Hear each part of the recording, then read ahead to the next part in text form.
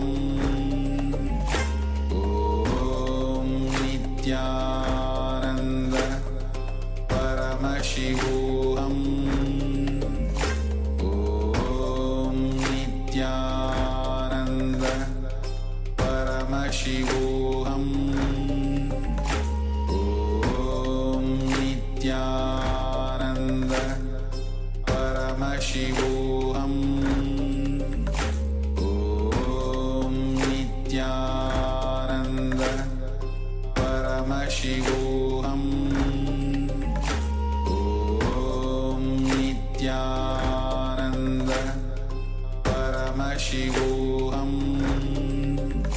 Om Nithyananda Paramashivoham Om Nithyananda Paramashivoham Om Nithyananda Paramashivoham Om Nithyananda Paramashivoham Om Nithyananda Paramashivoham Om Nithyananda Paramashivoham Om Nithyananda Paramashivoham Om Nithyananda Paramashivoham Om Nithyananda Paramashivoham Om Nithyananda Paramashivoham Om Nithyananda Paramashivoham Om Nithyananda Paramashivoham Om Nithyananda Paramashivoham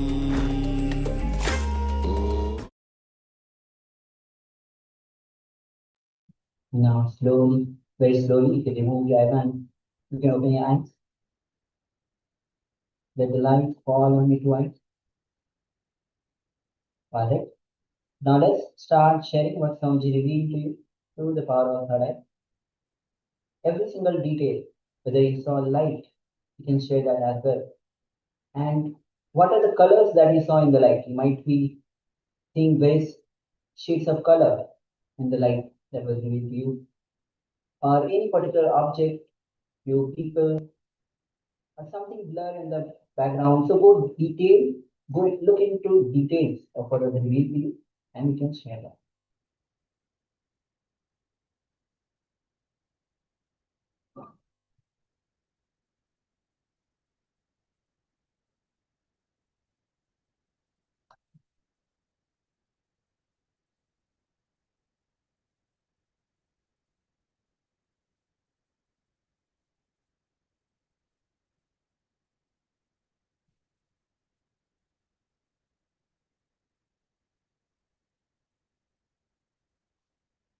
This now another program is now.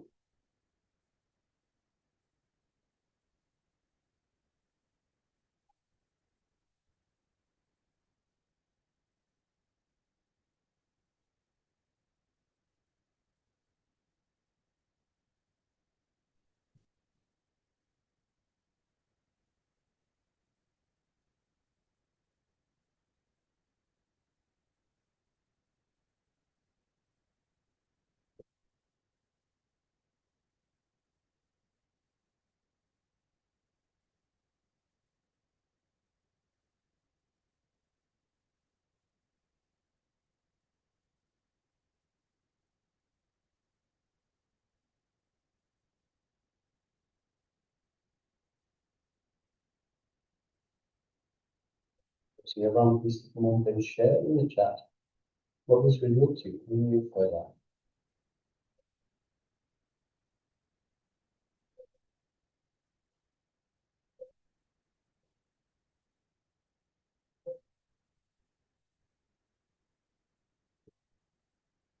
So the powers of the third eye manifest through the space of oneness with Paramashivam. We have access to these styles because we are Paramashivam. Yes, we have Nithyananda Yoga who shares deep inwards under a white sky with some fog flanked by tall arched tree on both sides, a dirty road. Thank you for sharing. It's the Marcus Tribuna that shares Paramashiva showing green trees, maybe garden or forest. We saw streets and cobbler on walls, like rocks or on the streets. Yes, we were not sharing. And Kalidashana shares just a thought came up. Yes, that also you can share the not much of vision. Thought of a way, a weapon, and Lord Murga. Thank you. Thank you for sharing. So the person at home, not from any news, Muthu Adinaya, that movie share as well. Shortly we'll be moving on to the verification state. So if you still sharing, please continue to do so. In one ways, reveal the image once again. So yes, this is the image. As you can see, it's a forest area. Just in the middle seems to be some pathway, and you can see the trees both sides. It's kind of a foggy, and there is sun, some bright sun from sunlight falling from the top, but because of the fog, the light is getting scattered. And yes, both the trees at the top, they're touching each other on the ground. There are some green grasses. So yes, this is the overall image that I displayed. Okay, so this is actually a mirror image. So you can see the left hand side and right hand side are mirror image of each other. So you can see on one side, you can pick one side, you can see the trees, you can see a road and some green grass on the side. So yes, you can see it's very bright. You can see the sun just peering through the trees, through the branches of the trees. Very nice image. A nice mirror of image. So yes. Now let's have a look at the sharings. So we have Nirahankara that shares deep in the woods. So it seems to be some sort of a forest mass, so definitely some sort of woods under white sky. So yes, we have the bright light that's peering through the corona of the tree. Some fog, definitely spot on us. We can definitely see fog as well. Flanked by tall arched trees. So yes, we have the trees on that you can see are sort of arched towards one side, and a dirt road. And that's exactly correct, Mark. Congratulations. Absolutely spot on. Thank you very much for sharing, Nirahankara. Congratulations for manifesting, Mark. Yeah, Manasivana shares Paramashiva shows green trees. So as it's a forest, we are having green trees, maybe garden or forest. Yes, definitely forest. But then I saw streets and cobbler on walk like rock on street. We have a pathway though. It's not a street, but we have a pathway definitely there. Yes, thank you. Thank you, Mark, for sharing. And yes, thank you for sharing, Mark. And congratulations for manifesting. And we have Kalidashana that shares not much of a vision, the thought of veil, the weapon of Lord Muruga's in Muruga's hand. Yes, so as you can see, the shape of the trees where they are touching, that gives the shape of the upper veil shape. So that is very much similar to the veil shape. And also, Lord Muruga himself is always, even the temple in Malaysia, that is in the forest. So behind it's a huge temple and it's a forest. So this whole forest gives that, you might have generated that feeling of the Muruga or the veil. So it's very much connection is there. Yeah. Yes. Actually, if you look just in the middle, it's very much the shape of the veil, like right in the middle of the image, very much in the an area about the size of the thumb, middle and up. If you go towards where the sun is, there's an area that looks very much like a veil. Inclusive with the stone in the middle. So yes, Beautiful. So wonderful revelation by all of you actually. So once again, I'm Kalidashana. a very good revelation by you as well. And so yeah, just new to the Paramashivam, and you have already started manifesting the powers. So, can you let us know if you can let us know if you've done any program with any of some of these programs before? You can let us know in the chat, just so we know to go into more detail how to tailor the program for your needs as well. So if you haven't done any of some of these programs before, we'll go into more detail to make sure that you don't miss out on anything. And also let us know how long you have been connected to Swamiji and all the details there. Okay. And where are you from? If that can do other shit, that will be good. Okay. So now we'll be entering into today's revelation. Today's name is Nithya Dhyaan. So Nithya Dhyaan is actually a gift from Swamiji to all of the humanity, this meditation technique. So initially, Swamiji will be taking us step by step into this whole process, and then a culminating process of Nithya Dhyaan will be done. So if you're new to the program, to the Paramashivoham program itself, each day has its own theme, and we start off with the yoga and the puja, the Guru Puja and Shiva Puja. So that's 4 p.m. for yoga, 4 a.m. for yoga, and 6 a.m. ET for the Guru Puja and Shiva Puja. And then we start the theme for the day at 8 a.m. in the morning, ET time.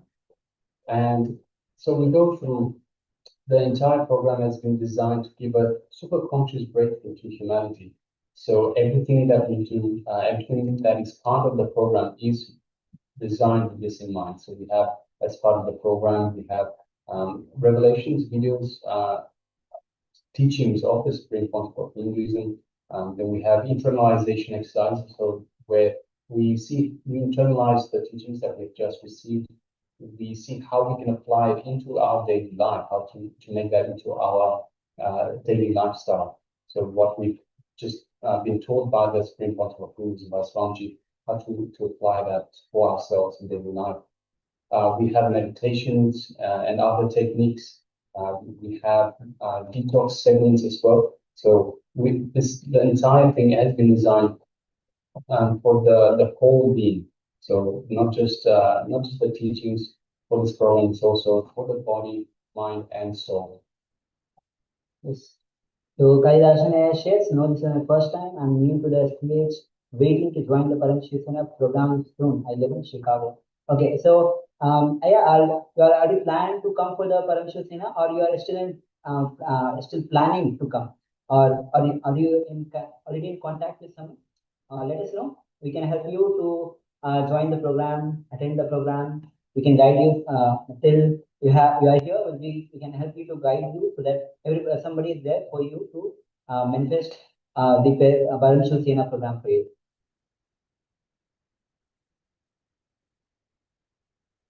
All right. And also, if you have any questions at any time, you can ask us in the chat. We'll address all the questions. So everything that is in relation to the program, anything else that you need help with, we can address that. So please, at any time, let us know what we need in the chat, and we will address it. Okay, you can share that here. Meanwhile, we'll be getting ready for the first revelation by Swamiji, which is going to be on. Swamiji will be giving a opening revelation on Nithya Dhyaan itself, and why and what is meditation. So let's prepare ourselves to receive Swamiji as he reveals on this time.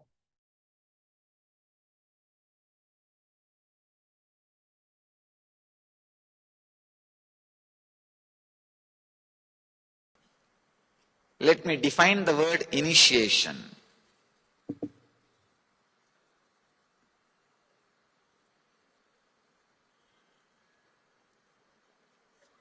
Day before yesterday, I was using a word, psychological revolution.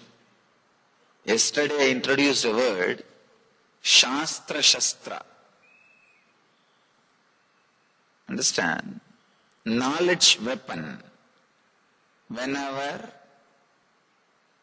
you need to heal yourself, you need inner healing. You need to bring yourself again to the life energy. Many times you can see a simple disturbance from the outside or from the memory inside. Either from experience or from memory can drain your energy. Or even taking too many decisions drains your energy. Anytime you can see in your life, morning if you go and sit in your office, you don't have to do any work. Just take some 5-6 major decisions. You are already tired. You say, I am done. That's all. Either the incidents from outside or memory from inside or just simple decision makings makes you tired, dead. The truths, ideas, words, which brings you out of the tiredness, which brings you out of that low mood, which brings you out of that depression, gives you the energy, confidence, life. Those truths only I call as Shastra Shastras, knowledge weapons.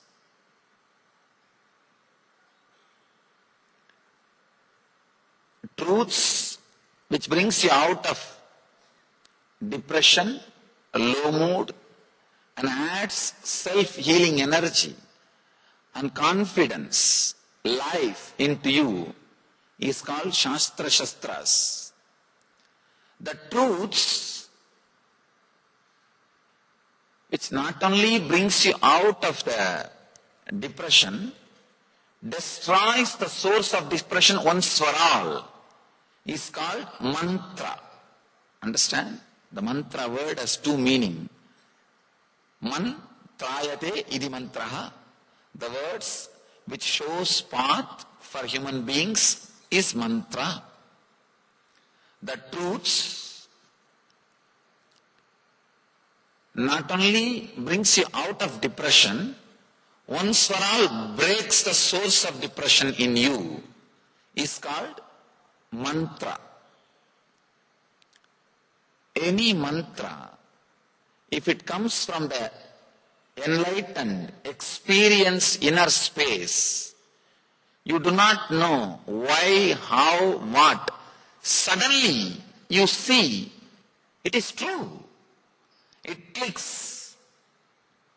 Even though one part of your logic continues to fight, because if you accept the truth and start expressing in your life, many of the things, your vested interests, many things which you thought as life is at stake. That part may continue to fight, but the main, your being, your core will have that click. I know what he is talking is truth. Maybe too strong for me. Maybe if I start living it, too many things are at stake. These all can be a confusion or disturbance, doubt in the corner of your mind, corner of your heart, corner of your being, but the very core feels connected. If that happens to you, it is called initiation. Truth, when it comes out of an enlightened inner space and clicks, that's the right word I have to use. It won't be any. If you analyze, how could he convince me about such great thing and such a wonderful thing? You yourself will feel, how did I get convinced? You don't know. But suddenly your heart feels connected to the words which he is uttering, the truth which he is expressing. That connection, that click is what I call initiation. I'm trying to express some truths. Understand? Yesterday whatever I added is Shastra, knowledge weapons. It can bring you out of depression. It can bring you out of low mood. It can bring you out of that dull feeling to the inspiring, healing mood, energetic feeling. But today, what I'm trying to share can break the very core of depression, what we call root of your mind.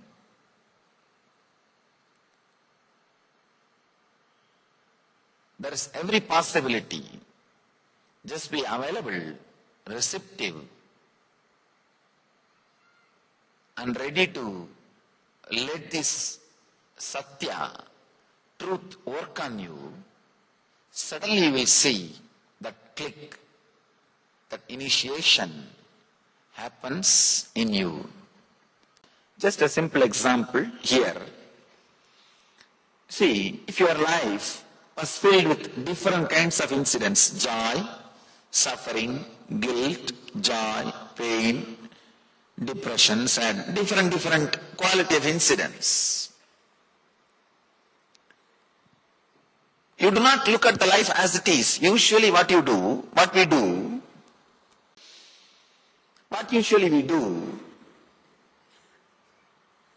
some joy, some suffering, some guilt, some joy, some pain, this is our life, different thoughts, different experiences.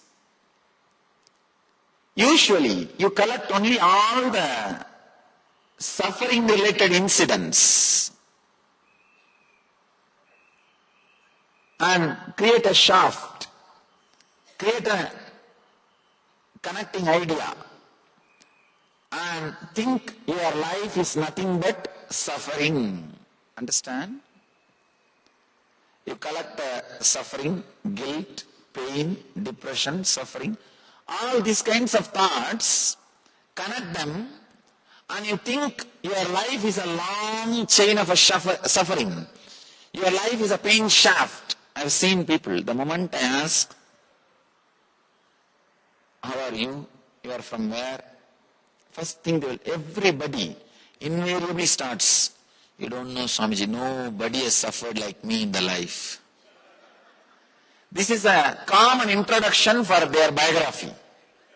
Even my enemies should not suffer the amount of suffering I went through, Swamiji. Even in that, they want to be in the top. Even in suffering, they want to be in the top. Not second. Nobody has suffered like me, Swamiji. You don't know. Even in that, we have to be in the top. And not only that, see, not just they tell this to me, they believe strongly this. They forget the joyful incidents which happened in between. The joyful incidents, joyful memories which happens in between. They collect only the negative things, connect them and create a shaft. I call this as pain shaft.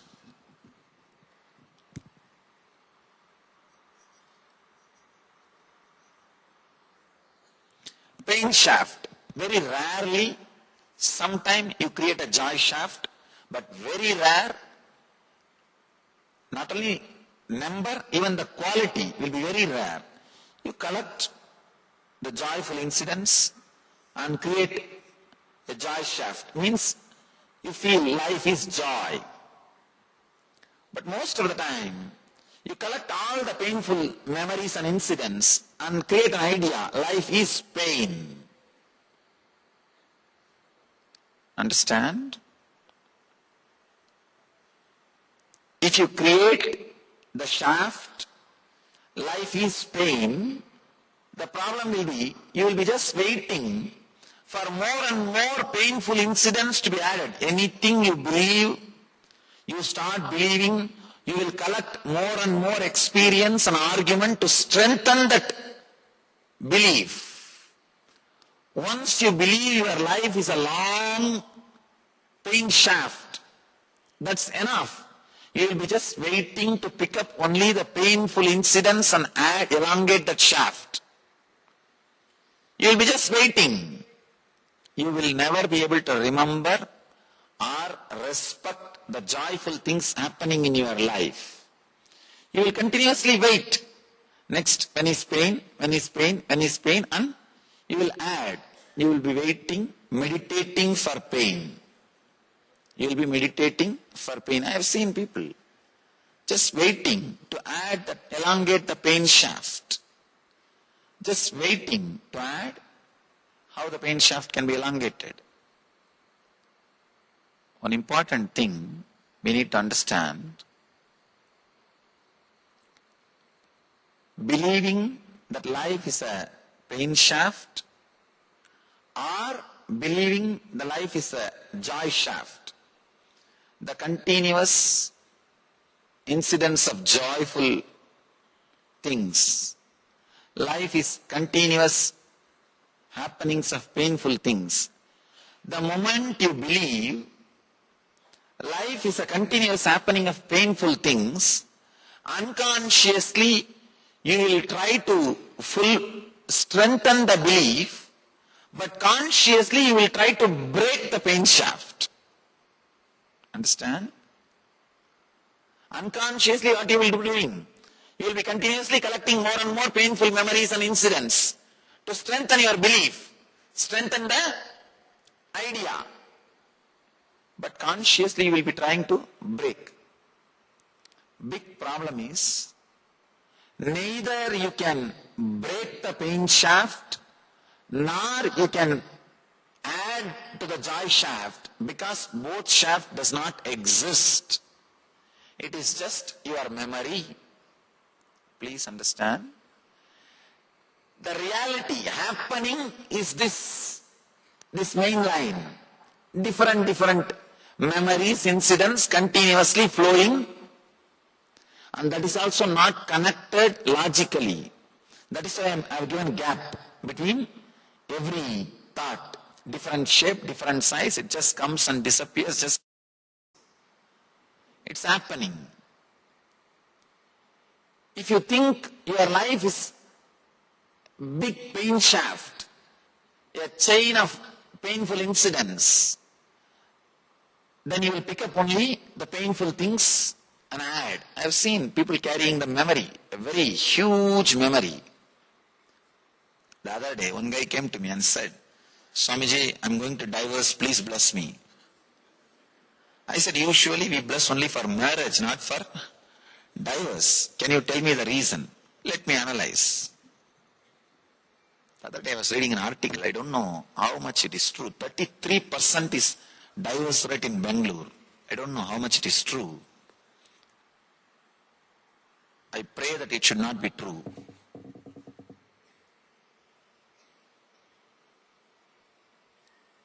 The West, 59% single homes.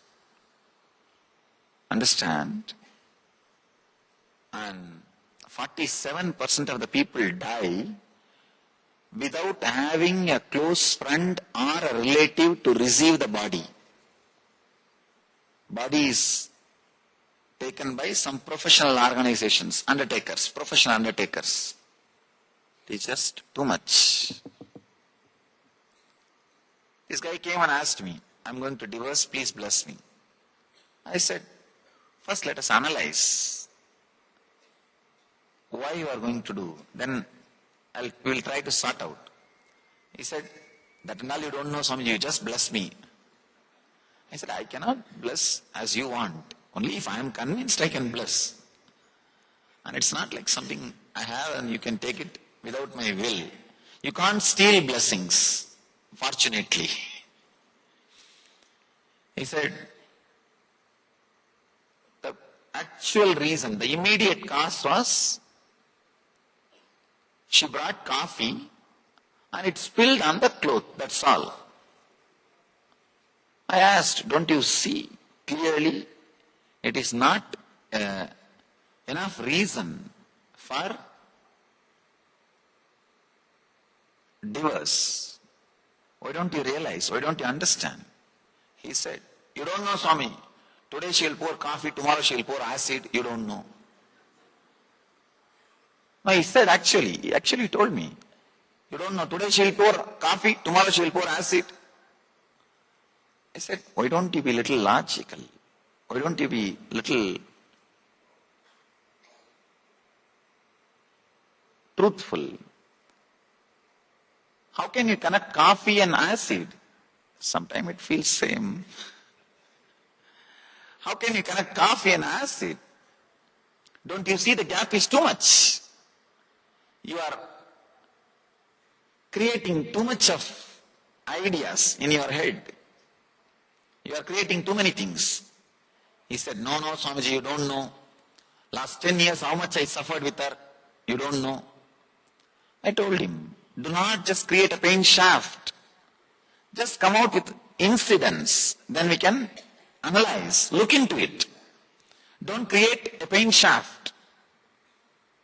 Pain shaft will stay only if you are unconscious. Please understand. Your opinion about life as pain shaft or joy shaft will stay only as long as you are unconscious, not when you are aware. I told him, just come out. Incident by incident, let us analyze. He started telling me, in South India, there is a habit, during marriage, in a small pot they will put a ring, and the bride and bridegroom, both of them are supposed to try to pick up that ring. Whoever gets it, it's theirs. It's a small game. These are all done. In those days, only during marriage, the bride and bridegroom will see each other. So it's like a technique for zeroing down the distance. Just to zero down the distance, this kind of simple plays are done. This guy is saying, Swamiji, even during that play, she scratched my hand with a nail. Now see the file he is carrying in his head. I was really surprised. From there he started telling me, after 2-3 minutes I told, stop. Much worse than police record. Much worse than police record. I said, I think you should not ask divorce. She should ask. Living with you, she should ask. Now this is what we are doing continuously. Sometime about others, sometime about ourselves. But constantly we create a pain shaft or joy shaft. One important thing we forget. Neither we elongate the pain shaft, neither we can break the pain shaft, nor we can elongate the joy shaft, because it does not exist. It does not exist. Understand? This is an important truth. The depression or low mood which you experienced 10 years ago, the depression or low mood which you experienced 9 years ago, the depression which you experienced 8 years ago, the depression which you experienced 1 year ago, they are all independent experiences happened in your life because of independent incidents. 10 years ago you would have been in depression because you don't have son.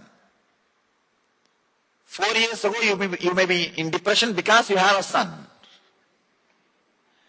It is independent incidents causing independent experiences.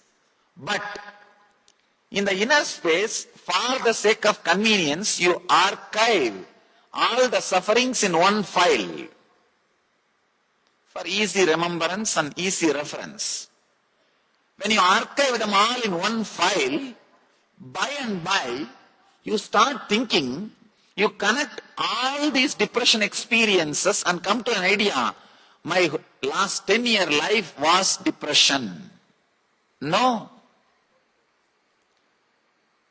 All 10 different depression experiences happened in you, happened due to different reason, different time, different experience.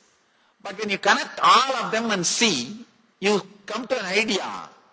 Last 9 years, I was in depression. The moment you come to an idea, I was in depression last 9 years. Now you created an enemy who does not exist. Now you start fighting with him.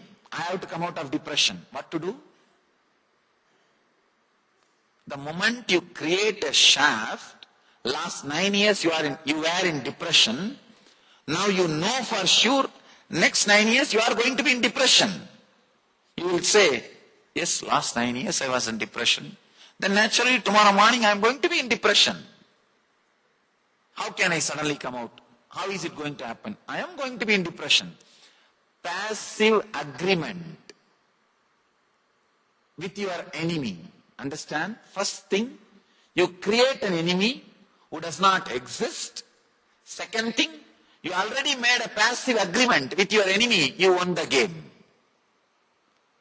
Then how do you think you will not attract depression? You created an enemy who does not exist and already created a passive agreement with him that you won the game.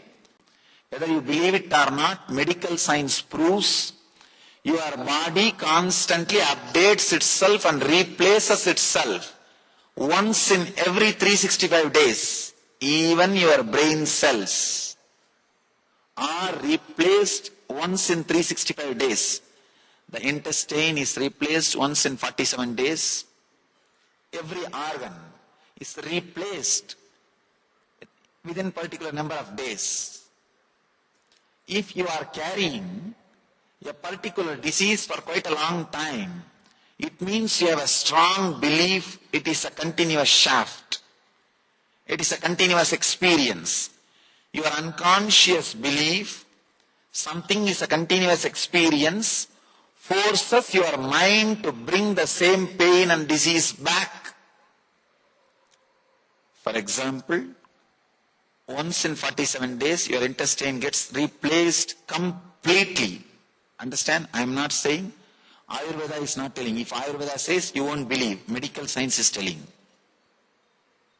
The logical, allopathy medical science is saying, once in 47 days, your intestine cells are completely replaced.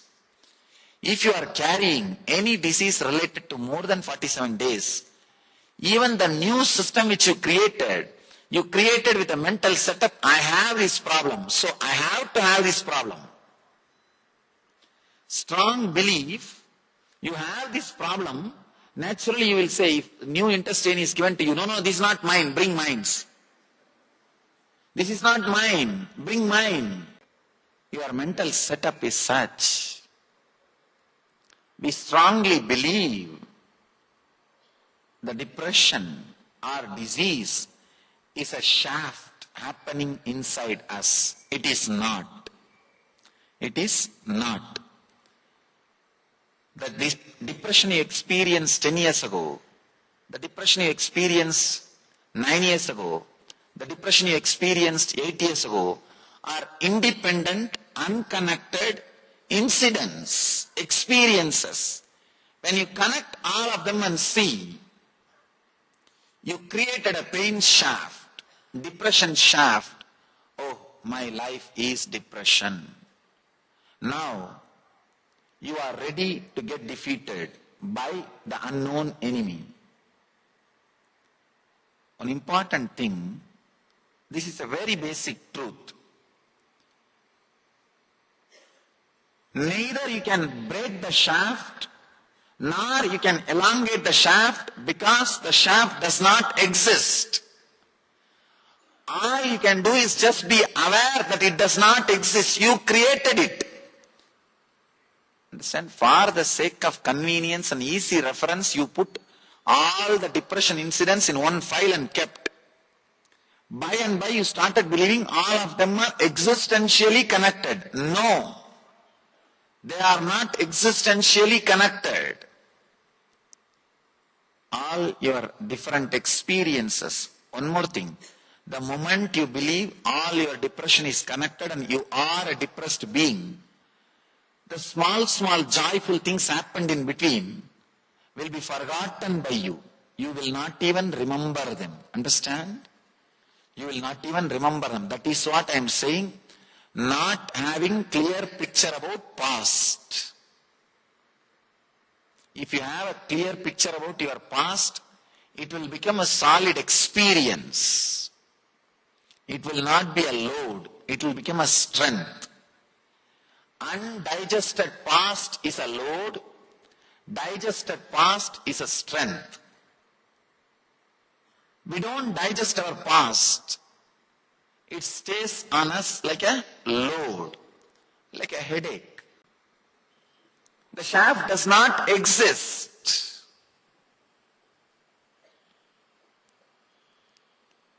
Basically, you are an independent, illogical, irresponsible. No two thoughts are responsible for others' existence or disappearance. Understand? No two thoughts are responsible for other thoughts' existence or disappearance. Illogical, independent, irresponsible, unconnected, unclutched thoughts. But you are afraid to live with such an undefined frame of mind. You are afraid to live with undefined mind. So you try to define. Trying to define is the first problem. When you try to define, you have to create some shaft, either as pain or as joy. Understand? Even with your spouse, you live maximum 6 months. Maximum 6 months we live. Within 6 months, we create an idea about that person. After that, you live only with the idea which you have about that person, not with the spouse. Anything the other person does, you will look through that idea only. 6 months, you will come to an idea, oh, this is the punishment given to me by God. Or, I don't have to go to hell after death. Some idea. You will see continuously whatever she or he does through that scale, through that idea, through that mirror, through that glass. You don't live with the person. You live with the concept. Same way, about your mind, you have an idea, whether pain shaft or joy shaft. You live with that shaft, not with the experience. In experience, joy, pain, everything, so many things are coming up. So many things are happening. One more thing. Between every thought, there is a gap. Understand? It's like a fish tank. Water bubbles are coming in the fish tank. Between every bubble, there is a gap. Because the gap is too small, you think it's a stream. It is not stream. Between every thought, there is a gap. There is a gap. It is just independent, illogical thoughts moving. The problem is, when you can't live with that, when you don't want to live with that independent, illogical movements, you create an idea, pain shaft or joy shaft, and struggle with it. You create an enemy who does not exist and fight with it. Fight with that person. Now all you need to do is stop creating this pain shaft or joy shaft. Stop clutching all these painful incidents and creating a shaft. Stop clutching all the joyful things and creating a shaft. The essence of whatever I was talking is stop clutching and creating a shaft. That's enough. You will see suddenly the shaft disappears. Shaft does not exist. All of us have a very clear idea. We are in the worst ignorance. No. It is not. Just the simple one truth. If a simple thought of having a cup of coffee can come inside, means any serious thought, it may be pain or suffering or anything it can be, it has left me. That is why the new thought is able to come. That is why I have inner space to entertain a new thought. So as long as you have freedom to entertain a new thought.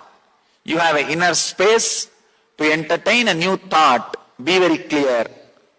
You cannot be possessed or tortured by any suffering, any depression and any pain. Because you can just bring one thought, new thought. The moment you bring a new thought, what happened? The old thought has left you. Unless it leaves, you cannot bring a new thought. So be very clear. Your power to bring new thought itself proves you have power to drop the old thought. Instead of looking at the ability to replace, you are looking at the ability to bring it back. You have both. If you are constantly looking at the ability to bring it back, you will create suffering. Oh, it comes back, it comes back, it comes back. If you are constantly looking at the ability to remove, you will feel liberation. Understand? What you mother, that you hate. The hen mothers the egg and gets the chicken out, hatches the chicken. Chicken comes out. If you are mothering the thought you can replace any suffering, you will bring that into reality. If you are mothering the thought, no, whatever I replace will come back, you will bring that in your experience. If you are mothering the thought that it is going to come back, it will come back. If you are mothering the thought, it is going to go out, it will go out. Where you put your awareness, where you put your attention is the important thing. Understand? Your very ability to get a new thought shows you have ability to discard a old thought. Any thought can be discarded by any simple thought. This simple understanding is more than enough. Understand? Your suffering can rule you just because you are afraid of it. Have you seen in this underworld dadas, when they get created, they too will have fear, deep fear. But just your fear towards them will empower them. Same way, your mind too has fear about you. But your fear about your mind, your fear towards your mind just empowers your mind. Your mind also sometimes feels, oh, what is this? But you are more afraid of your mind. Then naturally what happens? Your mind gets empowered. All you need to do, understand, this is the initiation. Anything, one more thing, even once if you can replace your depression from your inner space, have confidence. I replaced. I can do it again. That's all. If 10 times it comes back, let me do it 10 times. That's all. The very clarity I am going to do. Understand, there is a very beautiful story in Buddha's life. Buddha says, whenever I sat in meditation that I am going to get up after a few hours, I never became enlightened. Once I decided, if I am not going to become enlightened, I am not going to get up from this seat. Idam asanam sushyate sariram. Very beautiful Sanskrit sloka. Let this body dry up in this very place. Till I became enlightened, I am not going to move. Buddha says, the moment he created this strong clarity, authentic sankalpa, will, he says, next second I became enlightened. Next second he became enlightened. All you need to do, when you replace your suffering, if you are thinking, no, 10 times today I can replace, 11th time if it comes back, tomorrow only I have to try, then nothing will happen. Decide, till it stops coming, I am going to replace. That's what I call courage, dhira.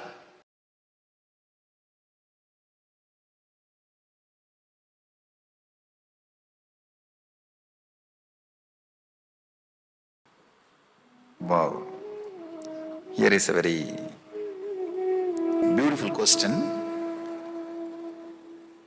Somebody is asking, Swamiji, you say there is no scale to find out whether the state in which we are there is reality or not. This person is asking, every day when I come back to waking state, I see same house, same world. But every day when I go back to dream, I don't see the same world. I don't see same world. So, can this be used as a scale? With this, we can say that this world is reality. This world is real. Very intelligent question. Maybe I can give you a simple sketch of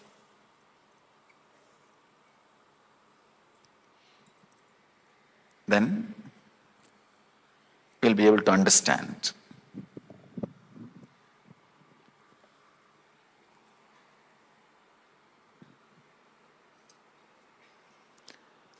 Let us analyze one night dream. For example,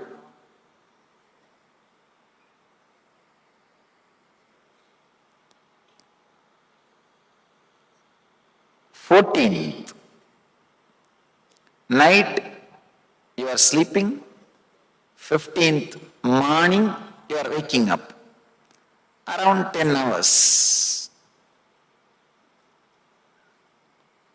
10 hours you are sleeping. Have you ever realized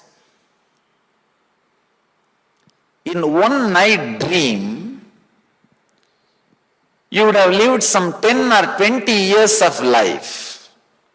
From your college you will start from your college period and slowly move step by step and go up to your marriage, having a child, and your son's marriage.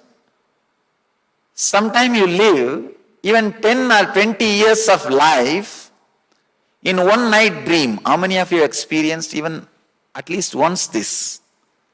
Living 10 years or 20 years of life in one dream. How many of you experienced at least once in your life? Raise your hand. Of course, means you can recollect now what I am exactly trying to present or tell you.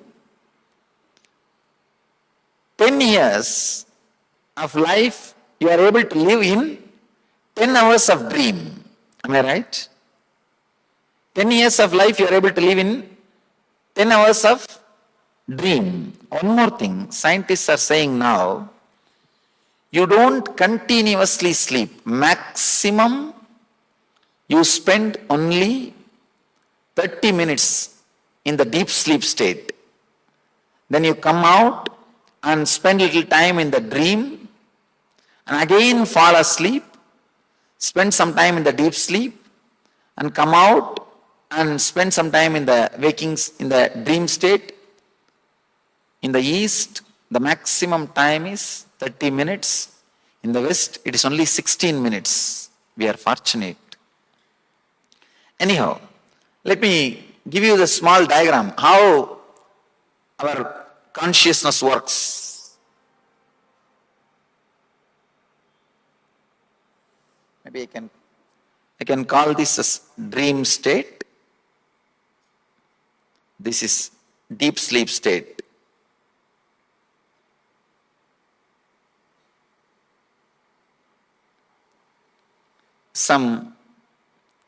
You fall into the deep sleep, maybe half an hour you spend there, then come back to the dream, and go through some dreams.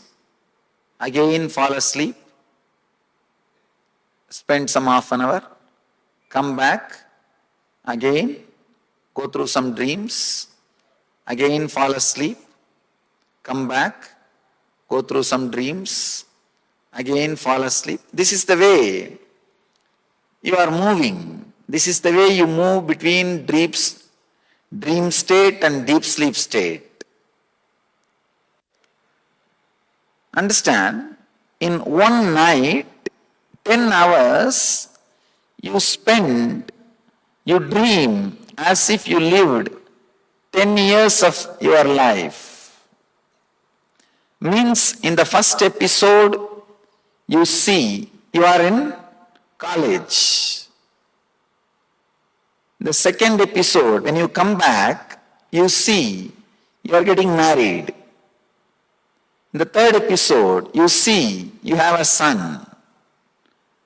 Maybe in the fourth episode, when you come back, you see your son getting married. An important thing you need to understand, when you fall asleep and come back, in these different episodes, you do see the same world even in the dream state. Am I right? You do see the same world in the dream state. Understand, it's a very subtle point, very subtle understanding. If you can catch, it will really lead to a very big clarity which can really revolutionize the way in which you think about your life, the way in which you try to solve the problems of your life. There is a beautiful story. One person was dreaming. In the dream he saw a tiger chasing him and shouting, "Oh, tiger is chasing me, save me, save me." There was another one guy sleeping next to him. He got up and he saw that his friend is shouting, "Tiger is chasing me, save me, save me." What he is supposed to do? He is supposed to just tell him, "Hey, get up." Instead of that, if he tries to supply some weapon, you don't know what will happen. He may kill himself or he may kill you. You do not know how to decide. If you understand these basic things, suddenly you will see the decision making will be revolutionized. The cognitive shift will happen in you. The way in which you think and the way in which you make decisions, the way in which you try to find out solutions for your problems will be different. Means you will start working towards the right solutions. The right solution at that moment for that person is just asking him, "Wake up." That's the right solution. Instead, if you are trying to find out any other solution, it will only lead to more and more problems, more and more difficulties. Here, all I want to tell you is, in 10-hour dream, 10 hours of deep sleep, you live 10 years of dream. Means, many times you fall asleep and come back. When you come back, naturally in all these 4 episodes, even though there was a break, you saw the same world. After break, seeing the same world cannot be the quality to define. It is reality. That is what I mean. Please understand. After a break, if you see the same world, that cannot be the scale to define or say this is reality. Because this happens even in the deep sleep, even in the dream state, this happens. Even in the dream state, after a break, when you come back, you see the same world. So just because when you come back from the deep sleep, you see the same world, cannot be the reason to say this is a reality. How? Only when you wake up from the whole night sleep, you realize you dreamt 10 years of your life just in 10 hours. Same way, only when you wake up from this dream, suddenly you may realize you dreamt 90 years of your life, maybe in few hours. Who knows? Who knows? This whole thing can be one more long dream. Realizing, understanding, there is a possibility this can be one more long dream will turn much of your attention and awareness to the center, to the consciousness. I can say that is the first step in spirituality.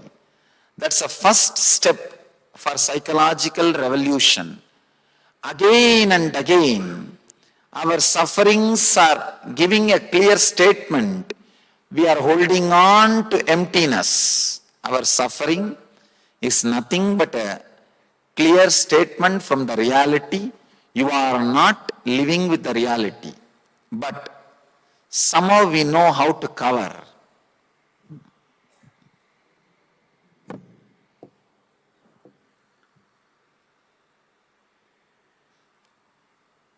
The first chapter of the Gita is called Arjuna Vishada Yoga, means depression, confusion. We also face that depression and confusion in our life. I call this depression of success. After achieving what we want to achieve, but realizing what far we want to achieve has not happened, a kind of a depression will happen in us. Very few rare intelligent people only understand that I am facing this suffering or depression because I am not living with the reality. Here, all I am trying to tell is just because you are seeing, do not think you are living with the reality. Usually I face another one question on the same line. Swamiji, not only I am seeing this world, even the people who are living around me are seeing this world same way.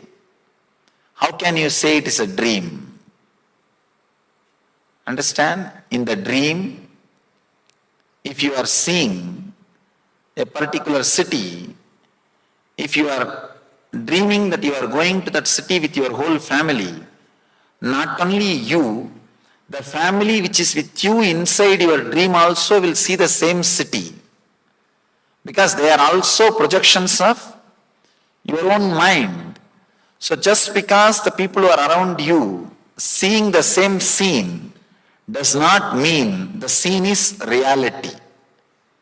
Even the people who are around you, whom you are seeing, can be the projection of the same scene.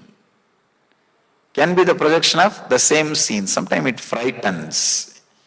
If you go a little deeper, it frightens. It feels like everything in front of you is melting like wax. The ultimate truth is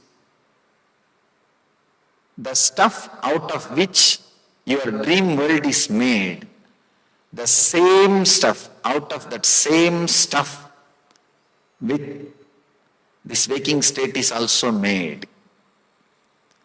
If your attention is centered on the stuff, naturally the inner healing cannot happen. If your attention is equally distributed on the consciousness and the stuff, that is what I call healthy life, balanced life. You will have the physical, mental health and the life.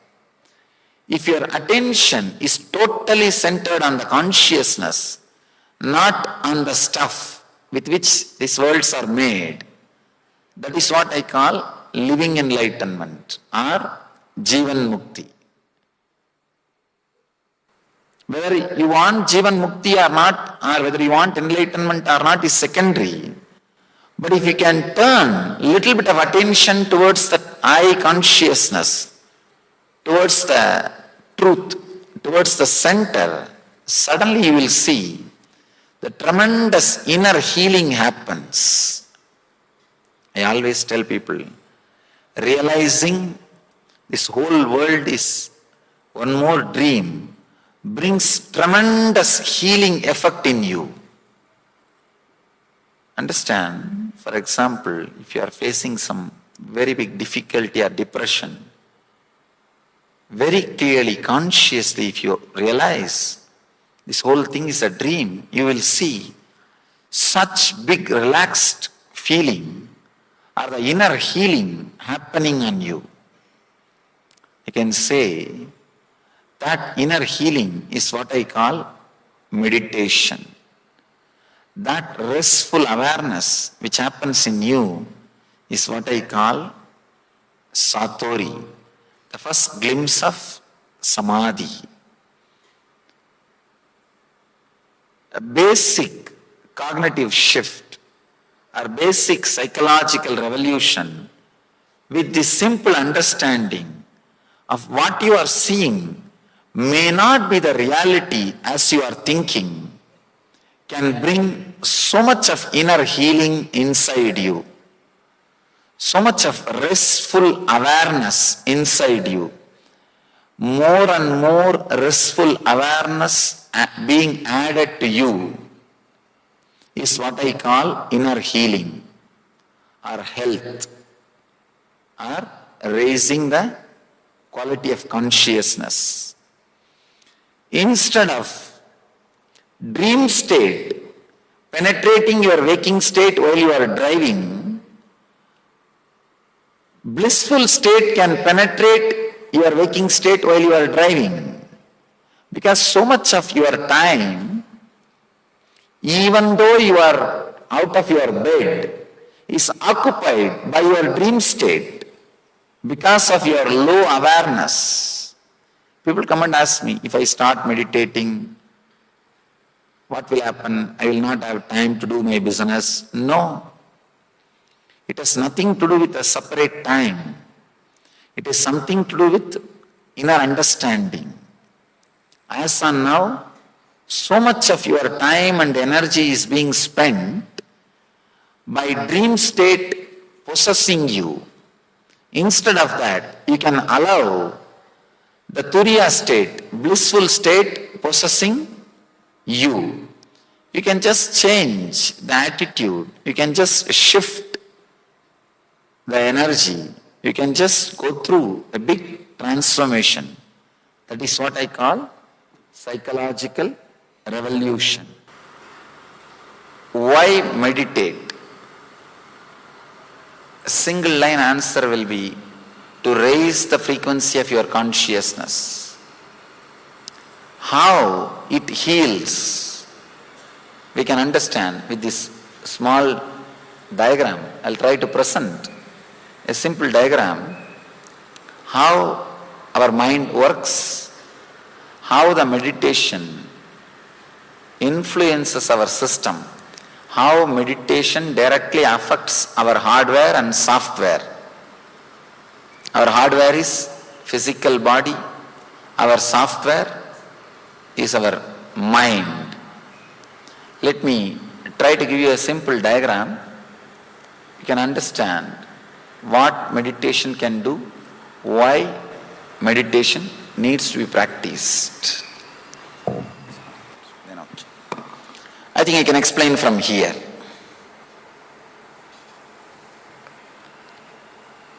We have two states of mind. You can say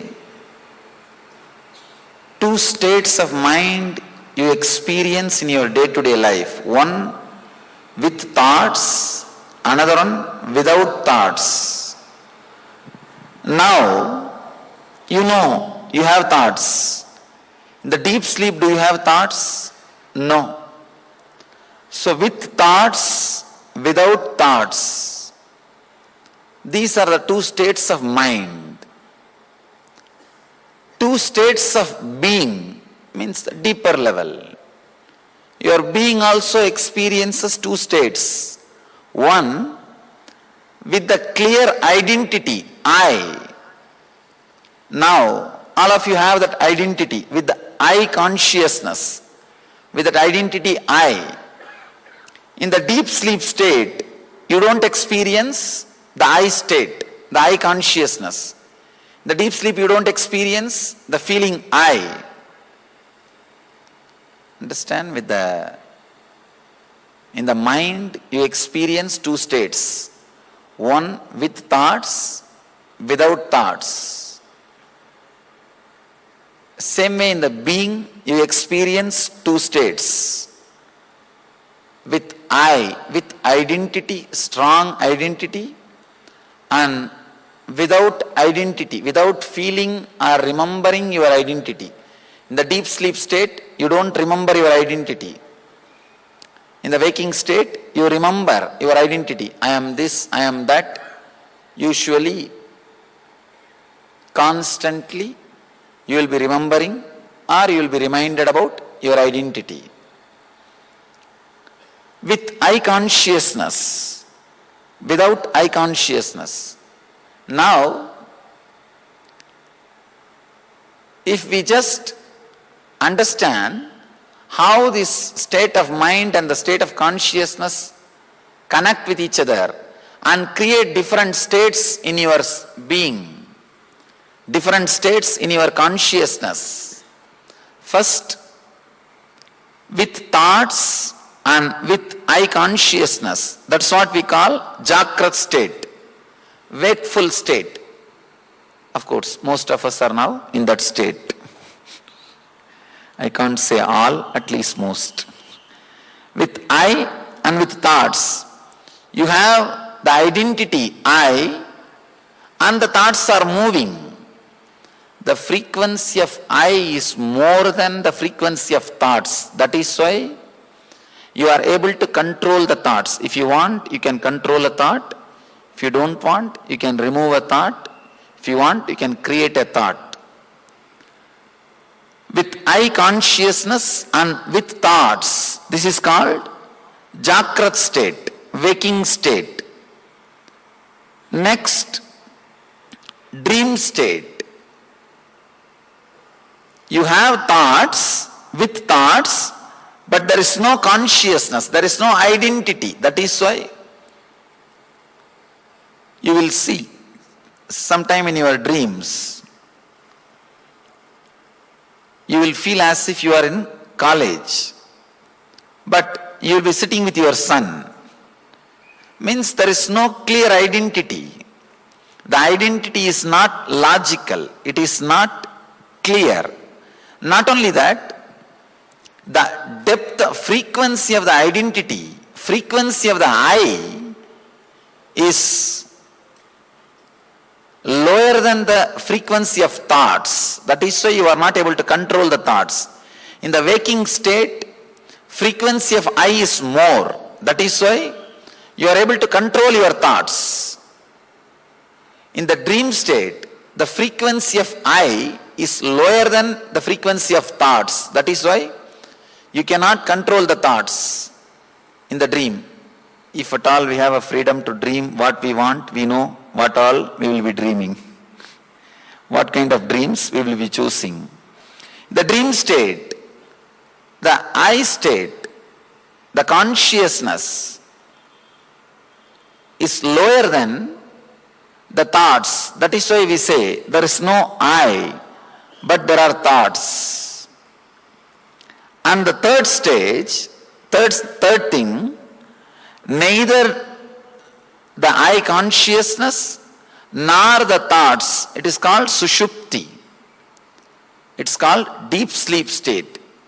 These are the three states constantly we experience in our life. We experience waking state, dream state, deep sleep state. These three states. There is fourth state which we have not experienced. That is what we call Turiya. There are no thoughts, but the identity I exist is there. It's a very strange experience. Very rarely you might have experienced, very rarely one or two people experience in their life.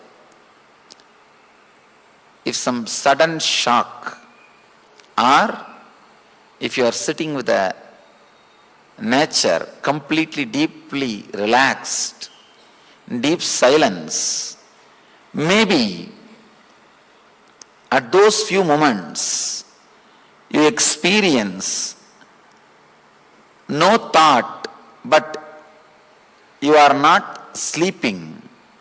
The identity is alive. The I, the consciousness is alive. You know you are alive, you are awake, but there is no thought. This is the fourth state. As on now, most of us have not experienced this state. This is what we call Turiya. We experience only these three. Now, the problem is, the reason for all our physical and mental illness, diseases, is the dreaming state. The dream state starts penetrating, overlapping the deep sleep and thinking. If your waking state is penetrated by the dream state, it's called daydreaming. If your night deep sleep is penetrated by dreaming, it is called disturbed sleep. Continuously, in the night time or in the daytime, your dreaming state, your swapna, is disturbing your life. The more your deep sleep state is, your sushupti is disturbed by swapna, you will have chronic fatigue and insomnia problems. More your waking state is disturbed by the swapna, you will have daydreaming, less awareness. Sometime you can see, you will get into your car, drive for 10 kilometers, you will reach your office. Only when you stop in your parking lot and get down, take out the key, suddenly you will realize, oh, you drove for so many miles. You would have taken hundreds of decisions to press the clutch, to press the brake, to stop or to run. You would have taken so many decisions without your awareness. Suddenly you realize, oh, I finished my driving. Means the dream state is overlapping, penetrating the waking state. More and more the dream state is penetrating the waking state, the frequency of your consciousness will come down. You may live in the human body, but you will not be living the human life. The frequency comes down. You do not know what decisions you are making. You do not know what kind of words you are thinking. You do not know what is happening inside you. It's like living inside a house, but you do not know what is happening inside that house. Living in the waking state, which is continuously disturbed by the dream state, is what I call living in hell. Now, all the physical and mental disorders are directly from this dream state penetrating either deep sleep or waking state. Waking state or deep sleep state, both if it is penetrated by the dream state, you will have physical and mental disorders. If the dream state penetrates the waking state too much, that is what we call depression, because you will not have the clarity to think further. You will not have clarity to move further. You will not have freedom or energy to move further. That is what we call depression. you will feel like all doors are closed. All possibilities are over. Why meditate? Let me come back to the question. Why meditate? Meditation is needed to create more and more influence, awareness over your thinking state and unconscious state. Instead of dream state penetrating thinking and instead of dream state penetrating waking state and deep sleep, your Turiya, the fourth state, the blissful state is supposed to penetrate the waking state and deep sleep state. The more and more you meditate, raise your awareness, raise your consciousness. The fourth state, Turiya means fourth. You can't name this state. Or you can give any name. Samadhi, enlightenment, Atmajnana, Brahmajnana, Nirvana. Any name you can give, different names, but same state. This state, if it starts penetrating, overlapping the waking state and deep sleep state, you will see health in the body and in the mind. You will see health in your being. The purpose of meditation is to experience this state at least once, the fourth state at least once, and bring more and more influence of the fourth state on your waking and deep sleep state.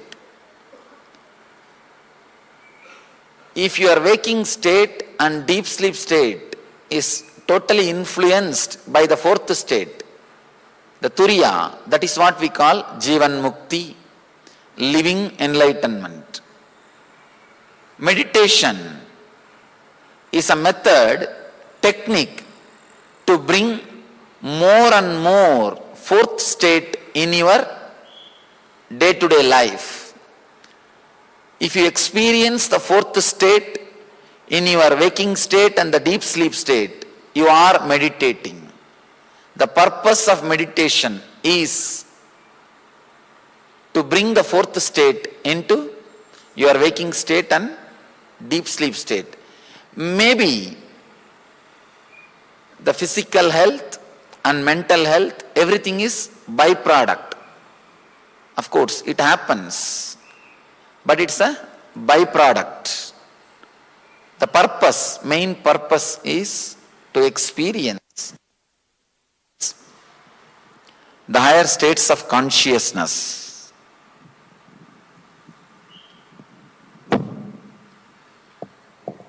When? The next question is when?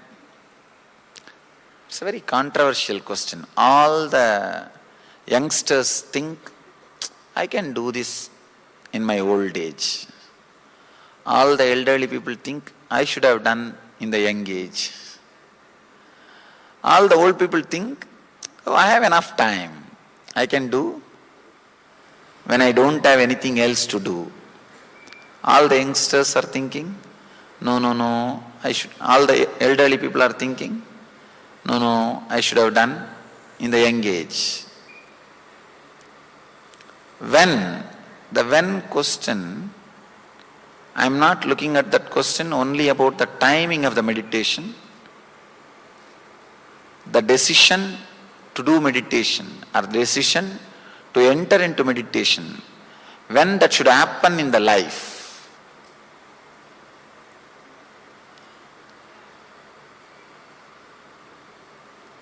Meditation is just like reading owner's manual before you start driving the car. The person who does not read the owner's manual before driving the car will naturally end up in accidents. Same way, the person who who has not started the meditation before entering into the life will naturally end up in suffering and depression. Basic things for the life is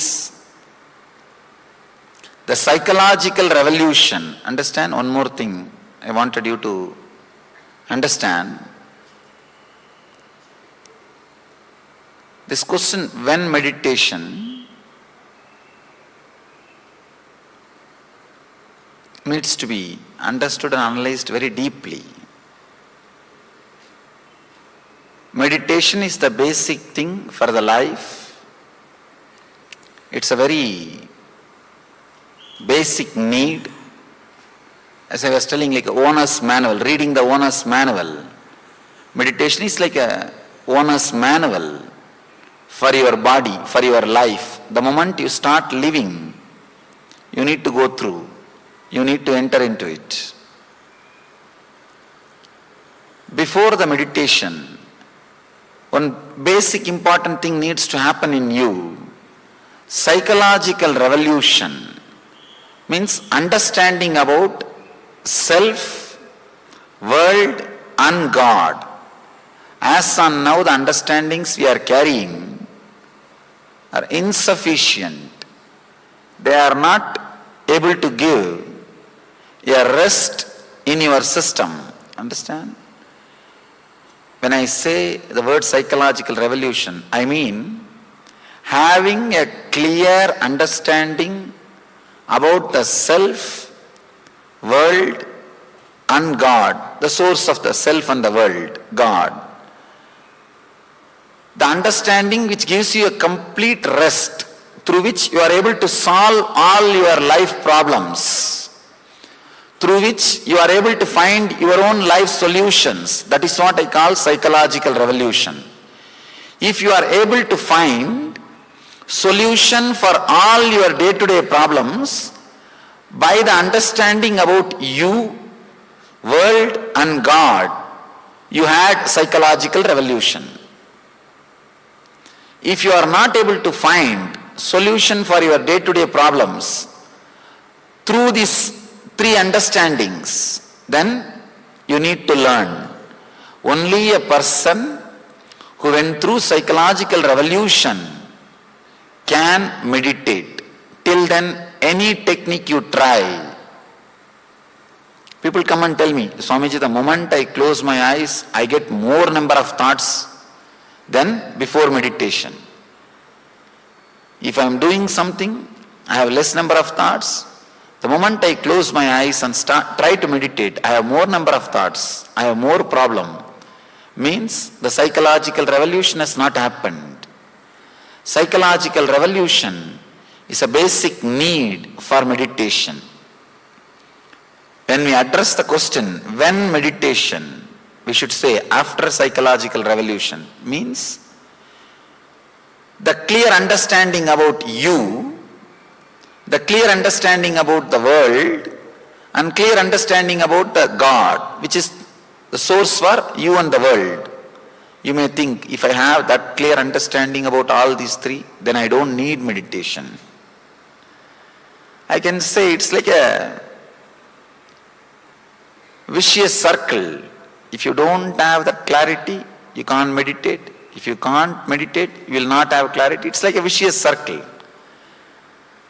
If you add clarity, that clarity will lead to meditation.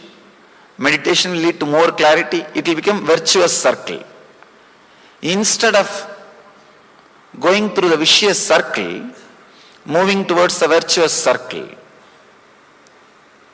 If I have to give one more a simple example, this dream state, constantly penetrating into the waking state and unconscious state,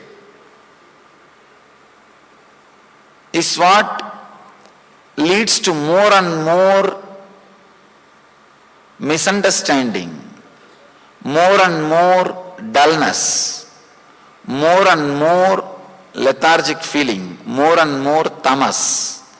That's what we call pravritti. traveling towards suffering. If the turiya, the blissful state, penetrates the waking state and deep sleep state, that is what we call nivritti, moving towards the fulfillment. This is virtuous circle. The clarity leads to meditation, meditation leads to clarity, leading one to another. The psychological revolution is a basic need, basic understanding. I always tell people, if you straight away close your eyes and start meditating, you may have more number of thoughts. So in the initial level, I always give a technique which will not be directly meditation, which will be more like a contemplation. Means you will have an idea, you will have a technique.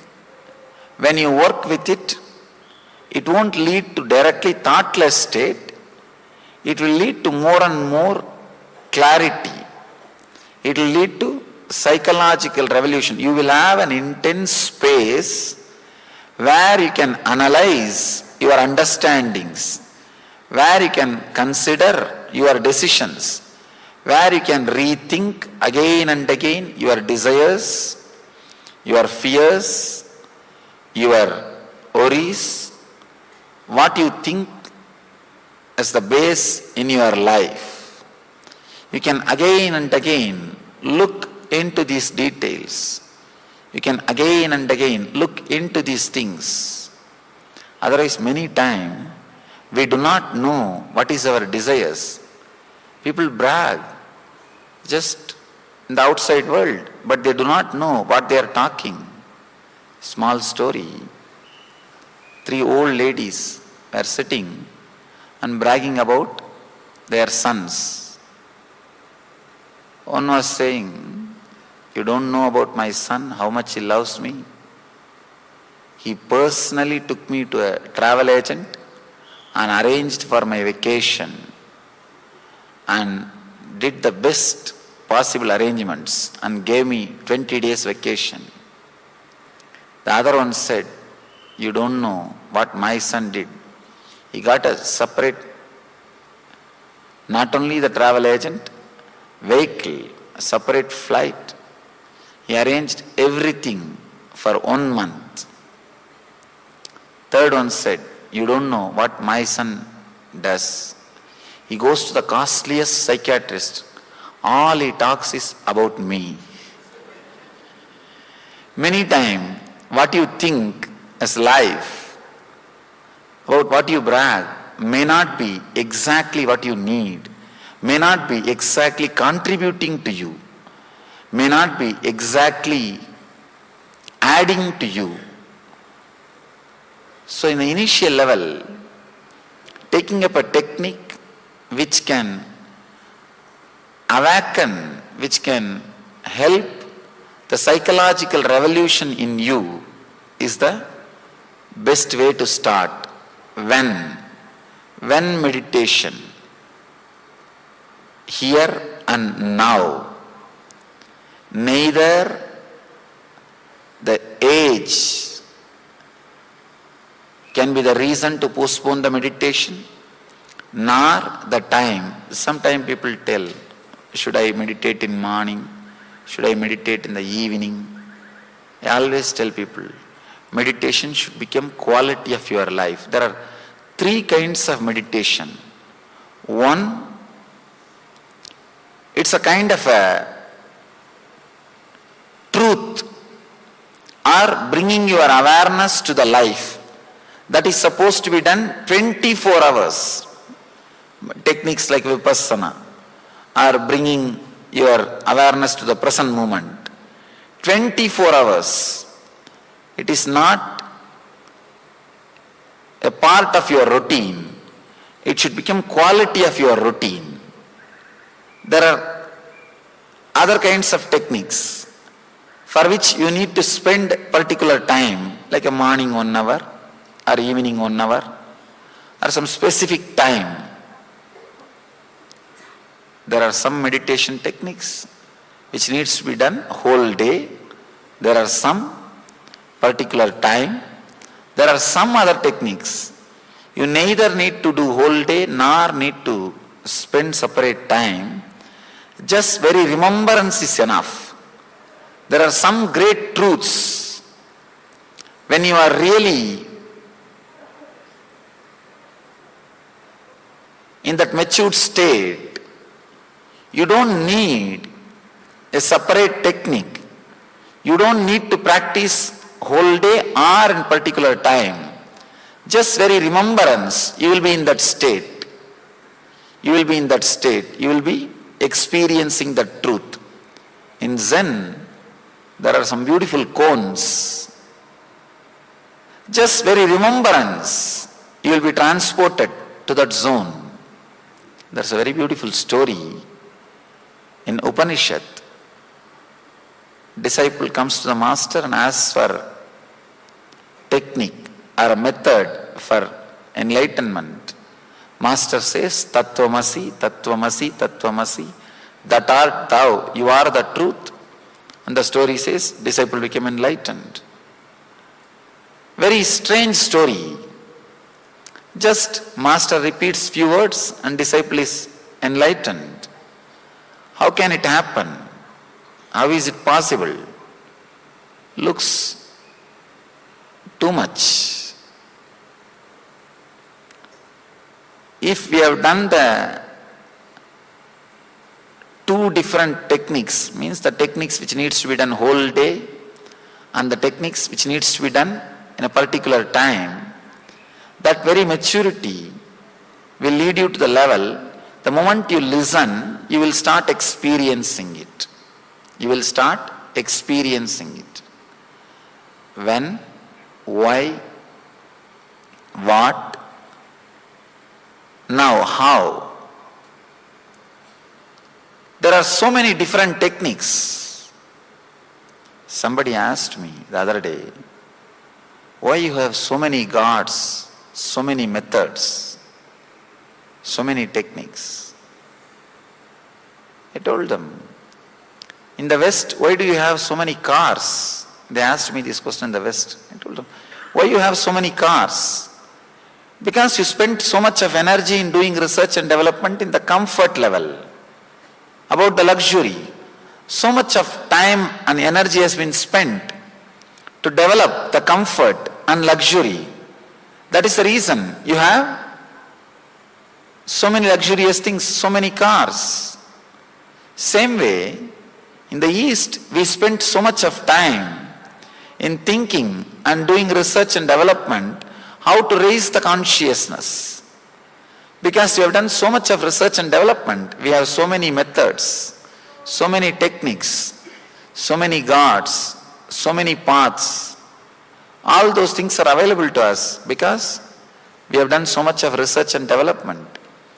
We have hundreds and thousands of techniques in front of us, so many methods. We will see 3 techniques. Each day we will do one technique. Today we will do one technique. Working on our mind, inner chattering. Tomorrow we will do a technique to release the engraved memories.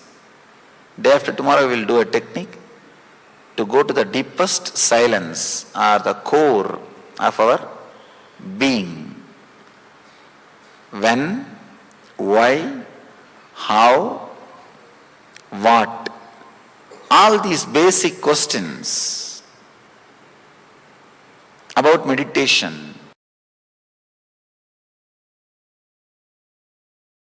Established since 2002 in the United States of America, the United Ancient Nations is an Yes, welcome back. So why meditate? Some has gone through what meditation is and why you should meditate.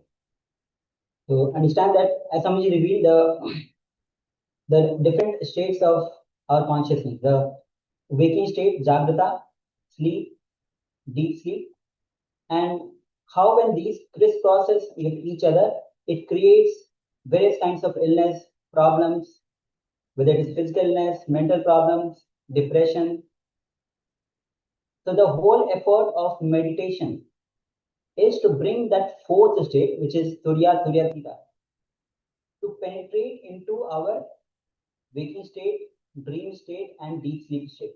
So when that Turya, the fourth state, penetrates into our these layers, healing happens. So much of healing happens in our physical, in the causal, in the waking state, in the dream state. So there's so many problems that Swamiji revealed, whether it is depression, insomnia, so many diseases. So whole effort, why meditation? So why meditation? That is why all kinds of illness, whether in the dream, in the waking state, happens because of this crisscrossing. So again, Swamiji emphasized why meditate, to bring that fourth consciousness, fourth state into these layers. So the thing Swamiji has pointed out is that we create a shaft. So our body, every organ in our body regenerates itself. So Swamiji told about the intestine, which are regenerating after some 45 days or so. Every organ in our body regenerates. But the problem is that we keep asking for the previous version of our body. So even though we can generate a new organ from scratch, all the cells in that organ are renewed, but it is our mental state that keeps the disease going. We say, no, this is not my liver, for example. I want my old liver back. So because of this shaft that we create, we say, I have this disease, I am this disease. We associate ourselves with that disease. Then again and again, that same mental setup is being imprinted on these new cells that have just been generated. So the disease continues. So all we need to do is we need to change our mental setup to a healthy setup, so a healthy body setup, and the renewal of the body will take it to a healthy space. Wonderful. So now we'll be entering into the internalization side on why meditation. So first of all, let's ask the question.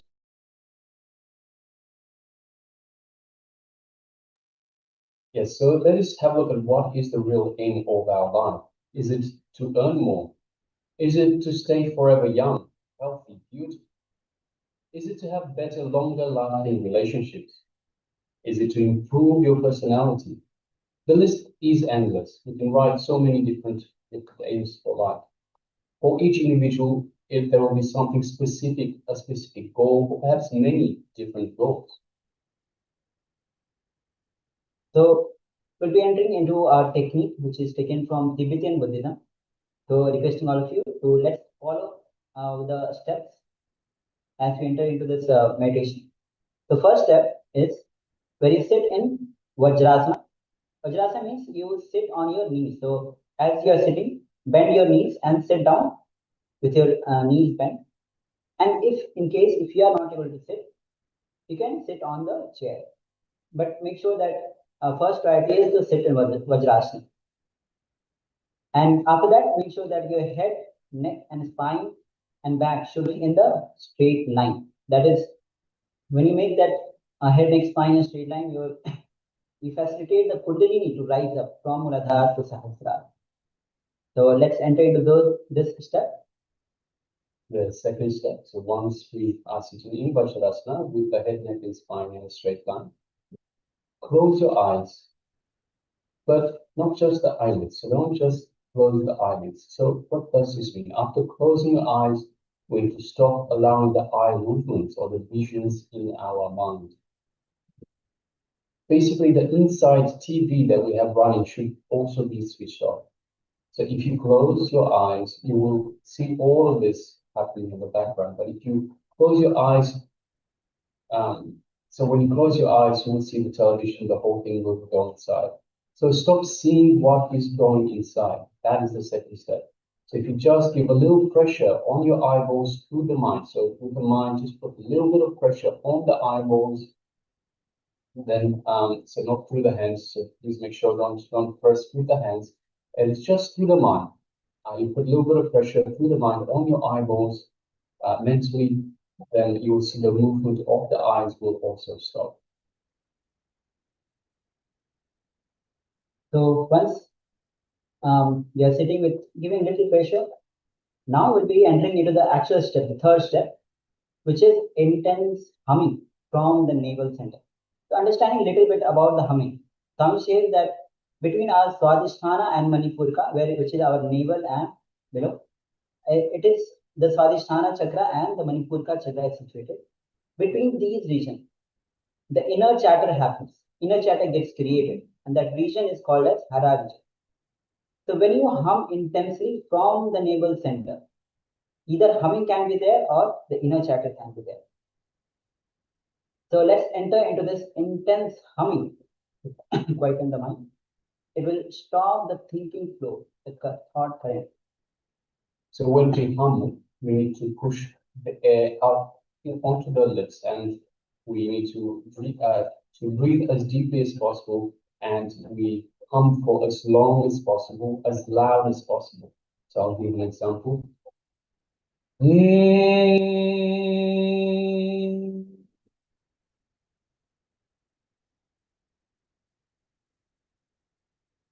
So like that, we breathe, we push against the lips, and we breathe from the navel center. We push from the navel center all the way up, and we breathe in as much as possible. So with a full, make sure you breathe from the stomach as well. So when you breathing into your stomach, and push all the air into your lips to make that humming sound. And again, it should be as long as possible and as loud as possible. All right. So let's enter into this step. Start humming intensely. Let's begin. We'll be doing this.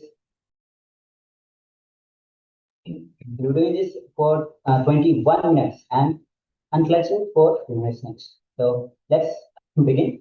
Start the intense humming.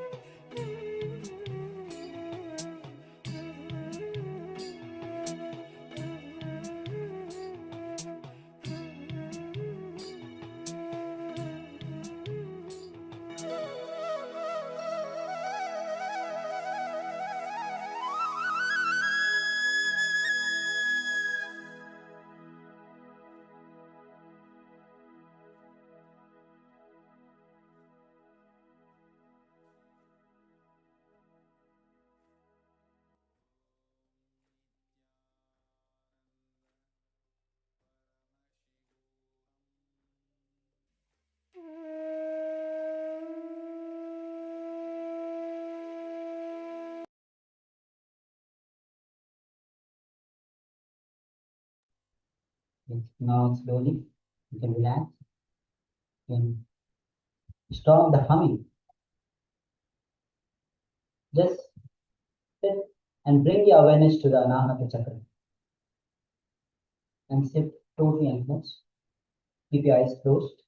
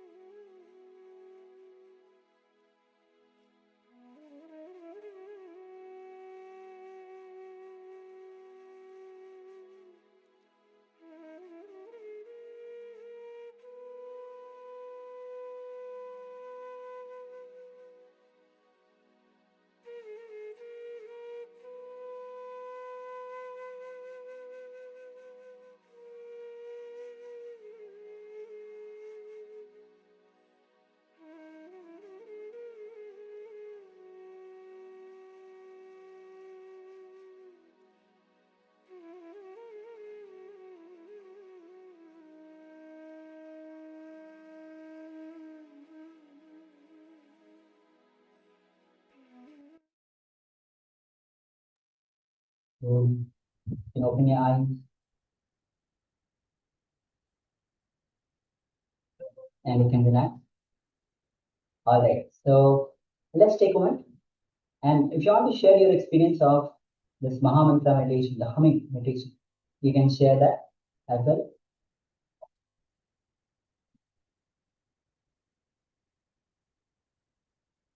So understand this, Swamiji briefly tells us that you can only have the humming or the thoughts that happen in your mind. So whenever you find yourself having some thoughts that perhaps you're not happy about, or you understand, you know that these are some negative thoughts, a negative construct, something that is going to impact your body. So in terms of health, maybe you're starting to think to bring back the old you, the old health issues that you have been experiencing up to this point, then you can start humming meditation, because it will remove that thought. So you can only have the thought of the humming that happens. So he tells us that you can only have one thought at a time. So another thing, Swamiji said in terms of people that are depressed, it is simply just by changing the thought. So instead of having the chat what we create, that we have created when we say we are depressed, just simply change the thought to a positive one. I am happy. I am having a wonderful time, whatever it might be. That new thought can simply replace the old thought. Yes, Kalidashna shares, I feel light in the navel area and mind is alive. Beautiful.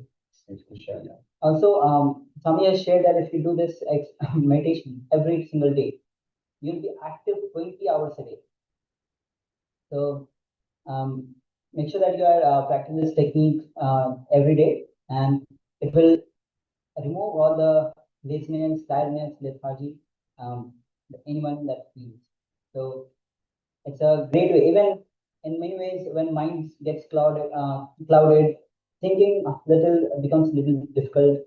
Even in those cases, from my experience and on many other experience, people who have been doing this, we can share that this is very helpful in so many ways. All right. So let's now move on with the next part of the program. In the last step, did you ask to say? Yes. So after the humming, when you stop the humming, bringing your awareness to the heart region.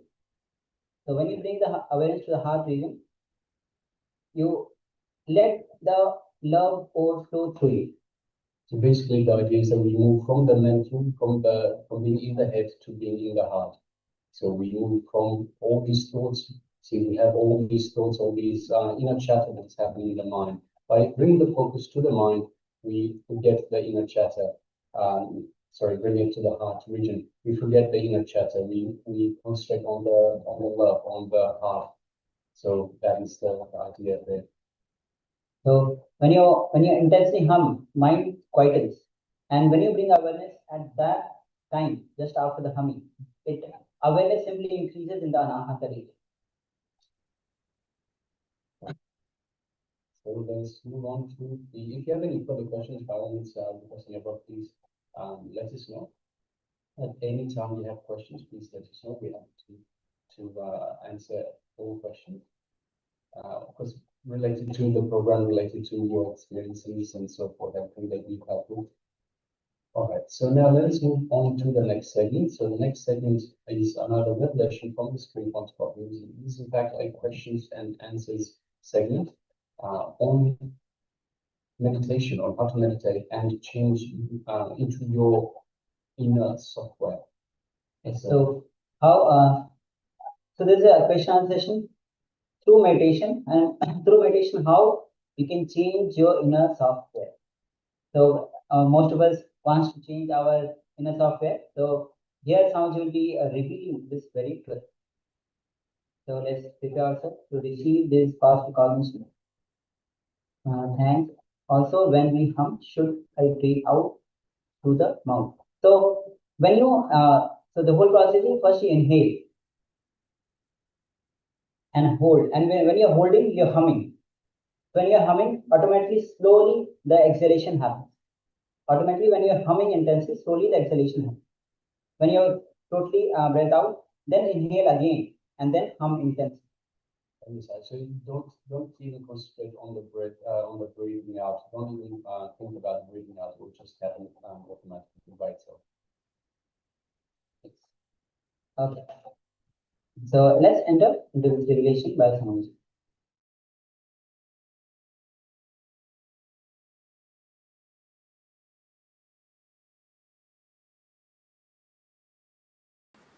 I'll try to say a few words about these FAQs, frequently asked questions. The usual doubts, the usual difficulties people face when they enter into meditation, when they even hear about meditation. Many people think meditation is something like leaving the whole thing. People are afraid. They come and tell me, I'm afraid that I may get too much attached into meditation. The meditation itself is nothing but removing your attachment. You can't get too much attached to meditation. They are afraid that their desires, their fears, their whatever they think as life will be taken away from them. I can say that is true. Whatever you think as your life will not be anymore part of your life. Many times you are trying to protect yourself from the unnecessary fears. The basic truth is you don't need to protect yourself from your fears because they do not have a base. The concept or the idea, you are a solid being and you have so many fears, will be shaken by meditation. What you think as your desires will be shaken. So naturally, what you think as your fears will also be shaken. The fear and desire and worry, whatever you think as your own, everything will start going through a big change. There will be big psychological revolution. There will be practically a new birth. Your software will have new quality. I can say it's like a changing the software, changing the inner software. Your hardware may be the same, but your inner software will go through a big change. It will be completely changed. Meditation is all about changing the inner software. Your body may be same, your hardware may be same, the things with which you are living may be same, the persons with which you are living may be same, but the being with which you are living will be totally different. The being will have a different quality. The inner software will be new. This simple understanding, you can say, this simple understanding of these 4 states of consciousness can initiate the psychological revolution in you. This is like a master key. If you apply every moment in your life, if you are aware of these 4 states constantly, you will see before every decision, the mechanism or the way in which your thought process goes towards the decision will be changed. This is what I call cognitive shift. Receiving information, processing and deciding. That will become totally different. If you understand this 4 state, when you come out of deep sleep state to the dreaming, you understand deep sleep was lower than dreaming. When you come out of dreaming to waking, you understand the dream state was illusory. It was not real. Same way, when you move from waking state to the 4th state, Turiya, you will realize this state is not the reality. This is not as you think. Every time when you face the depression or low mood, this understanding starts rising from you within. But we manage such a way that psychological revolution does not happen inside us because too much is at stake. Too much is at stake. If that psychological revolution starts happening, you are afraid, you don't know what will happen, you don't know what you will decide about. Your cherished desires, cherished goals, cherished ideals, cherished ideas. You are afraid, you may have to let go. When I started the session, I used the word atato brahmajignyasat. In that commentary, one great Acharya says, let us inquire into the reality means the Guru and disciple, both of them are deciding, let's have courage to follow where the reality leads us. Not just inquiring, let's have courage to go where this research leads us, where this understanding leads us, where we are moving. Just this simple understanding of these 4 states can transform the way in which we make decisions. The cognitive shift can happen. The psychological revolution can happen. Whether we directly want to understand or not, the truth is there is no scale. The state in which you are living is reality or authentic reality. Because when you come out of dream, you say that is illusory. When you go into the dream, this seems like illusion. When you reach the fourth state, only then you will realize this, not only the dream state, even the waking state, so-called waking state is also an illusion. Again, the moment we hear the word illusion, we are afraid, we get frightened, we feel. If that idea, illusion gets into our system, we may renounce, we may leave everything, our lives may change. I tell you, you will renounce only one thing, that is your suffering, nothing else. Person who understands what is in front of him is not complete reality, he will renounce only one thing, is suffering. The person who understands what is there in front of him is only suffering. So we can renounce only the suffering.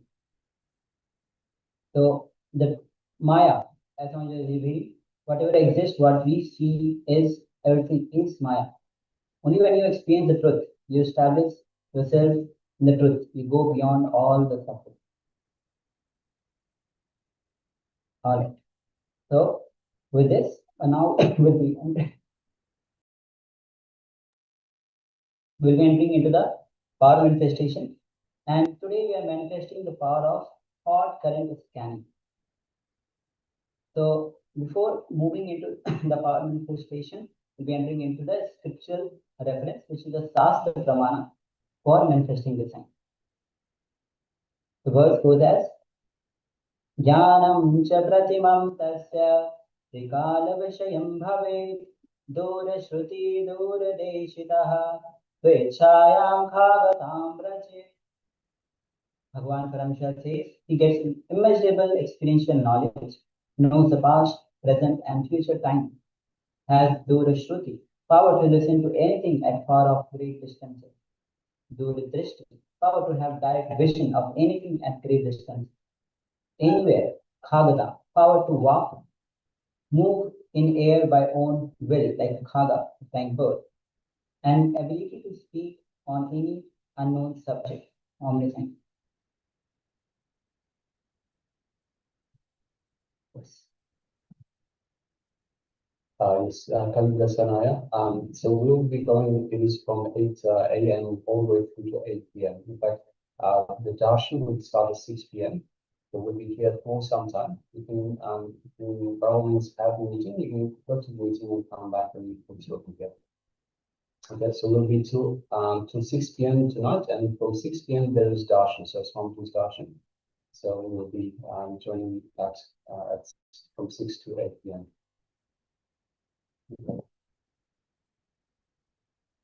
All right, so let us enter into the power manifestation. Today's power is the power of thought, power, and scanning.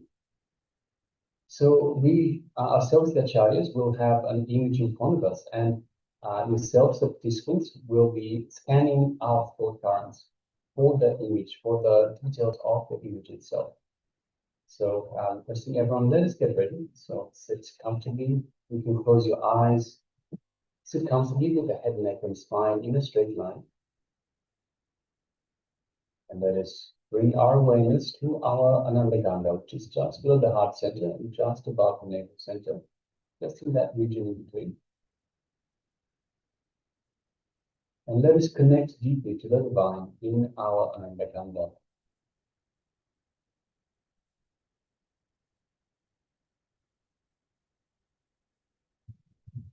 Let us connect.